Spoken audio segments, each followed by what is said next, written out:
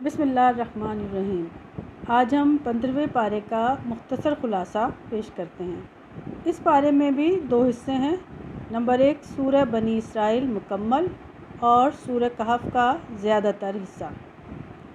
سورہ بنی اسرائیل میں 4 باتیں یہ ہیں: واقعہ معراج ہے، بنی اسرائیل کے فتنہ اور فساد کے بارے میں ہے، اسلامی آداب و اخلاق بتائے گئے ہیں اور کچھ دیگر مضامین۔ واقعہ معراج میں بتایا گیا ہے کہ معراج جسمانی ہوئی اور جاگنے کی حالت میں۔ ہمارے آقا صلی اللہ علیہ وآلہ وسلم کو رات کے وقت مسجد حرام سے مسجد اقصیٰ اور پھر وہاں سے آسمانوں پر لے جایا گیا تھا۔ اس کے بعد بنی اسرائیل کا فتنہ و فساد کے بارے میں بتایا گیا ہے کہ بنی اسرائیل کو پہلے سے بتا دیا گیا تھا کہ تم لوگ 2 مرتبہ زمین میں فساد مچاؤ گے۔ چنانچہ ایک دفعہ حضرت شعیب علیہ السلام کو ایذا پہنچائی تو بخت نصر کو ان پر مسلط کر دیا گیا۔ دوسری بار حضرت زکریا اور حضرت یحییٰ علیہ السلام کو شہید کر دیا تو بابل کا بادشاہ ان پر مسلط ہو گیا۔ اس کے بعد اسلامی آداب و اخلاق بتائے گئے ہیں کہ اللہ کے سوا کسی کی عبادت نہ کرو، والدین کے ساتھ بھلائی کرتے رہو، رشتہ داروں، مسکینوں اور مسافروں کو ان کا حق دو، مال کو فضول خرچی میں نہ اڑاؤ، نہ بخل کرو، نہ ہاتھ اتنا کشادہ رکھو کہ کل کو پچھتانا پڑے، اپنی اولاد کو مفلسی کے ڈر سے قتل نہ کرو، کسی جاندار کو ناحق قتل نہ کرو، یتیم کے مال میں ناجائز تصرف نہ کرو، وعدہ کرو تو اسے پورا کرو، ناپ تول پورا کیا کرو، جس چیز کے بارے میں تحقیق نہ ہو اس کے پیچھے نہ پڑو، زمین پر اکڑ کے نہ چلو، اللہ کے ساتھ کسی کو شریک نہ کرو۔ اس کے علاوہ جو دیگر باتیں کی گئی ہیں ان میں قرآن کریم کی عظمت، اس کے نزول کے مقاصد، اس کا معجزہ ہونا، اللہ کی طرف سے انسان کو تکریم دیا جانا، اس سے روح اور زندگی جیسی نعمت کا عطا ہونا، نبی علیہ السلام کو نماز تہجد کا حکم، حضرت موسیٰ علیہ السلام اور فرعون کا قصہ، قرآن کریم کے تھوڑا تھوڑا نازل ہونے کی حکمت، اللہ تعالیٰ کا شریک اور اولاد سے پاک ہونا اور اسماء حسنیٰ کے ساتھ متصف ہونا۔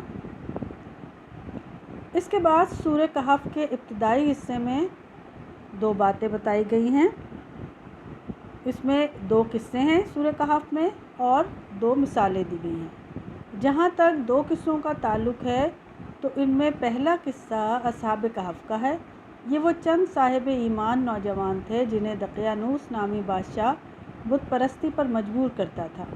وہ ہر ایسے شخص کو قتل کر دیتا تھا جو اس کی شرکیہ دعوت کو قبول نہیں کرتا تھا۔ ان نوجوانوں کو ایک طرف مال و دولت کے انبار، اونچے عہدوں پر تقرر اور معیار زندگی کی بلندی جیسی ترغیبات دی گئیں اور دوسری طرف ڈرایا دھمکایا گیا اور جان سے مار دینے کی دھمکیاں دی گئیں۔ ان نوجوانوں نے ایمان کی حفاظت کو ہر چیز پر مقدم جانا اور اسے بچانے کی خاطر نکل کھڑے ہوئے۔ چلتے چلتے شہر سے بہت دور ایک پہاڑ کے غار تک پہنچ گئے۔ راستے میں ایک کتا بھی ان کے ساتھ شامل ہو گیا۔ انہوں نے اس غار میں پناہ لینے کا ارادہ کیا۔ وہ جب غار میں داخل ہو گئے تو اللہ نے انہیں گہری نیند سلا دیا۔ یہاں وہ 309 سال تک سوتے رہے۔ جب نیند سے بیدار ہوئے تو کھانے کی فکر ہوئی۔ ان میں سے ایک کھانا خریدنے کے لیے شہر آیا۔ وہاں اسے پہچان لیا گیا۔ 3 صدیوں میں حالات بدل چکے تھے۔ اہل شرک کی حکومت ختم ہو چکی تھی اور اب موحد برسر اقتدار تھے۔ ایمان کی خاطر گھر بار چھوڑنے والے یہ نوجوان ان کی نظر میں قومی ہیروز کی حیثیت اختیار کر گئے۔ دوسرا قصہ حضرت موسیٰ اور خضر علیہ السلام کا ہے۔ اس کا ذکر اگلے پارے میں شروع ہوگا۔ جہاں تک مثالوں کا تعلق ہے تو اس میں جو مثالیں دی گئی ہیں ان میں پہلی مثال 2 شخص تھے۔ ایک کے باغات تھے، دوسرا غریب تھا۔ باغات والا اکڑتا تھا، غریب نے کہا اکڑ نہیں ماشاء اللہ کہا کر۔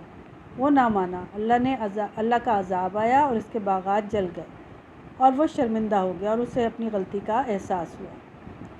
دوسری مثال میں دنیاوی زندگی کی ایسی مثال ہے جیسے آسمان سے پانی برسا، زمین سرسبز ہو گئی، کچھ عرصے بعد سب کچھ سوکھ کر چورا چورا ہو گیا۔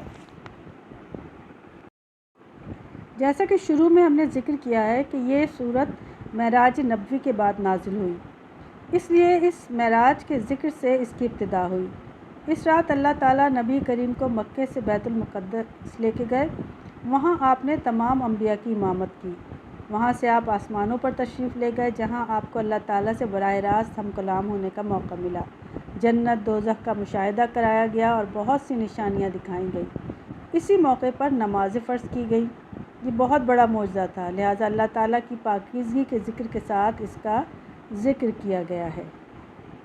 جیسا کہ شروع میں ہم نے بات کی تھی کہ اس کے بعد بنی اسرائیل کا ذکر کیا گیا، تو ان کی تھوڑی تفصیل بیان کی جائے تو اس میں یہ ہے کہ ان کی ہدایت کے لیے تورات نازل کی گئی تھی۔ نوح علیہ السلام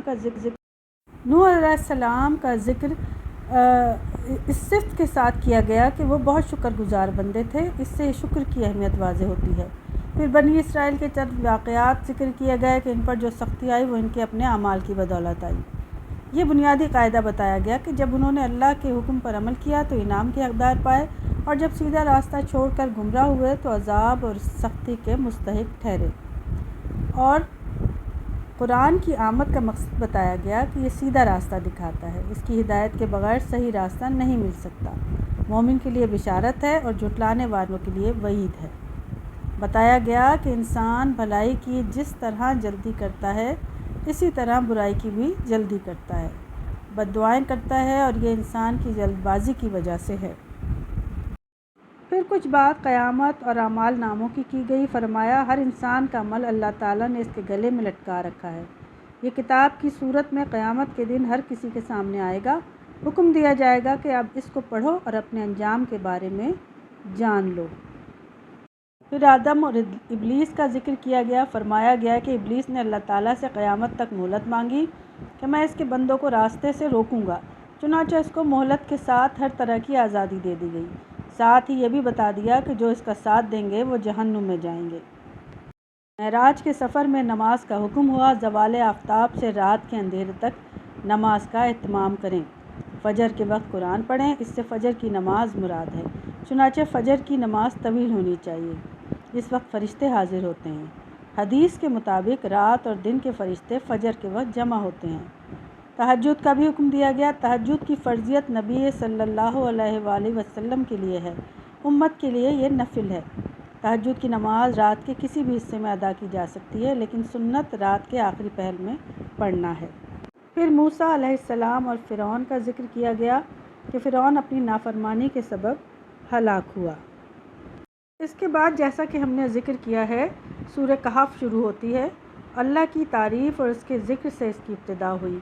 قرآن کے نزول کا مقصد بتایا گیا کہ یہ بشارت اور وعید کے لیے ہے۔ نبی کریم صلی اللہ علیہ وآلہ وسلم کو ہدایت کی گئی کہ ان کے ایمان نہ لانے کا آپ اتنا غم نہ کریں، گویا آپ اپنے آپ کو ہلاک ہی کر ڈالیں گے۔ نیز بتایا گیا کہ زمین اور اس کا تمام مال و متاع امتحان کے لیے پیدا کیا گیا ہے، اور یہ سب کچھ قیامت کے روز ختم ہو جائے گا۔ پھر اصحاب کہف کا قصہ بیان کیا گیا، جو ہم پہلے ہی ذکر کر چکے ہیں۔